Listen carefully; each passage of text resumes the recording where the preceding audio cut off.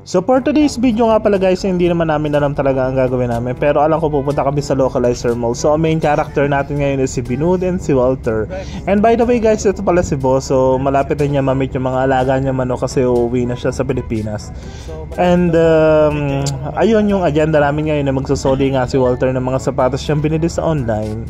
Kasi nga, ang papangit daw ng design. And eto nga pala yung ating main character ngayon. So nananawagan siya kay Christy9.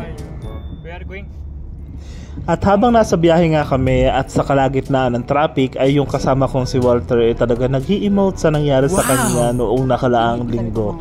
At eto ring isang kasama ko ay talagang mga broken hearted rin. Bakit hindi na lang kaya sila magkatuluyan? Joke lang. So eto na nga guys, so dumating na kami sa main Riyadh. So malapit na kami sa Localizer. Eto pala yung Tahaliya Street. So dito talaga yung maraming tambayan at kung ano-ano pa. So ayun na nga, sa aming paglalakad, dadaanan namin ng Starbucks at Costa Coffee. So dito talaga sa lugar na to ay maraming coffee shop kasi nga dito ang tambayan ng mga Arabo lalo na paggabi. At maganda din naman talaga dito kasi nga sobrang dami rin ang makikita nyo mga pailaw-ilaw sa karsada. So parang mas excited pa sila mag-celebrate ng Christmas kasi paggabi dito ay punong-puno ng Christmas light. So sa paglalakad nga namin ay talagang etong kasama kong isa ay emote na emote pa rin at hindi makamove on sa nangyari sa kanya. Nawawala nga yata sa sarili. So ayan guys, punta po kami ng Localizer Mall. So magre-return po kami ng mga item. So ito pala yung aming kasama guys na Nepal na puging-pugi sa sarili. So ayan guys, ipalo nyo isa sa kanyang vlog, Binood Giri Vlog. Tirador ng babae pero laging sawi sa pag-ibig.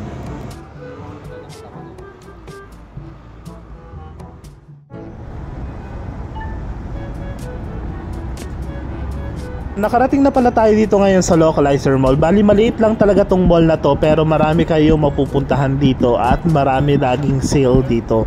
So ang shop natin pupuntahan pala guys is yung Pull & Bear, pero may mga ilang shop and branded item din dito like Zara, Blue Age, American Eagle, BBC. So doon sa BBC guys, maraming sale din doon kagaya ng mga Adidas at ibang-iba at ibang brands. So ayan guys, so pasok na tayo ngayon sa Pull & Bear kasi ang una talaga natin target dito is isasoli yung mga sapatos na nabili sa online.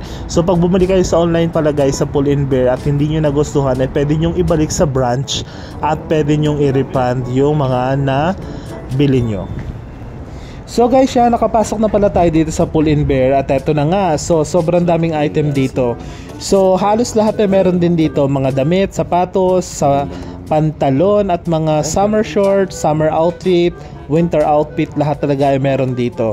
So bago pala kayo guys pumunta dito ay siguraduhin ninyo na may mga sale kasi kalimitan dito nagse-sale ng per month. So mas mabuting antayin nyo na lang kaysa sa normal price nyo bibilhin kasi medyo may kamahalan din dito. So yung mga price na yan, gaya yan. So tingnan nyo muna ang price bago nyo tingnan yung product. So ganun talaga yung ugali ko. Titingnan ko muna yung price bago ko subukang isukat. So yan guys, so habang dinadala nga nila yung item doon sa reception, ako muna nakuha ko muna mag-picture sa salamin nila. So ayan muna ang ating drama ngayon kasi wala naman talaga tayong agenda ngayon at wala tayong bibilhin. At ayan pala mga sapatos sa sale dito. So kalimitan talaga black and white lang talaga yung kanilang design. Pero guys, mabibili nyo lang yung iba dyan sa worth of 99 Riyal. So guys, so mamili na lang kayo. And hindi lang yan guys, so sa pag-iikot ko nga may nakita rin ako mga jacket dito. May leather jacket at lalo na gusto ko rin naman itong kanilang denim jacket na to. So pwede pang travel, ayan. So pwede pang flight sa Pilipinas ni boss. Pinagtan?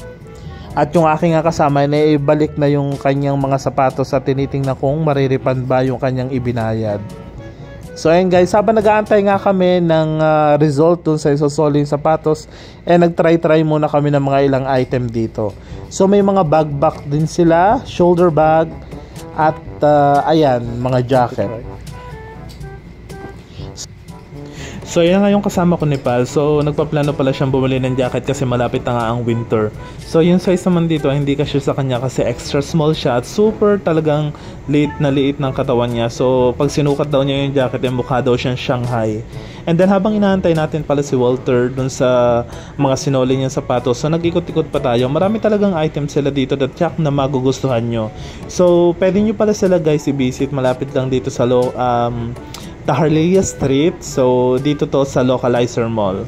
So ayan, marami kayong pamimilian. May mga pantalon din sila, mga tsinelas at kung ano-ano pa. So pwede kayong bumisit dito anytime. At mas maganda sana kung bibisit kayo dito matsambahan nyo na may sale sila. Kasi pag sale talaga talagang mura nyo mabibili ang mga item dito.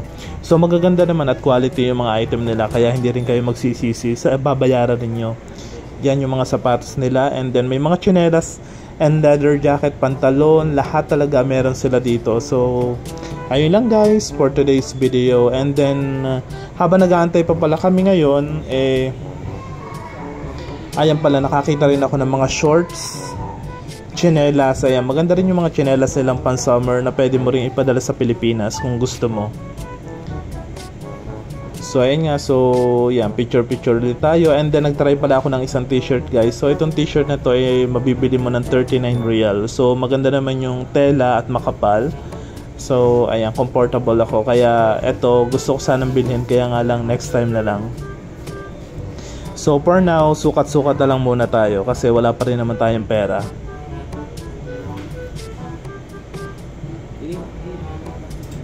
So ayan guys, so yung tatak niya na pull-in bear is rubberized. And then ayan, so natapos na nga ang araw na to. And then pauwi na kami pero wala talaga kami nabili. So yung nangyari pala kay Walter na binili niya sa online is i-deposit na lang sa bank account niya. So waiting daw ng 15 days para ma-refund yung kanyang pera na ginastos. So ayun na guys, so maraming salamat and thank you for watching. So sa mga hindi pa po nakasubscribe dyan, libre naman po yung subscribe, pa-subscribe.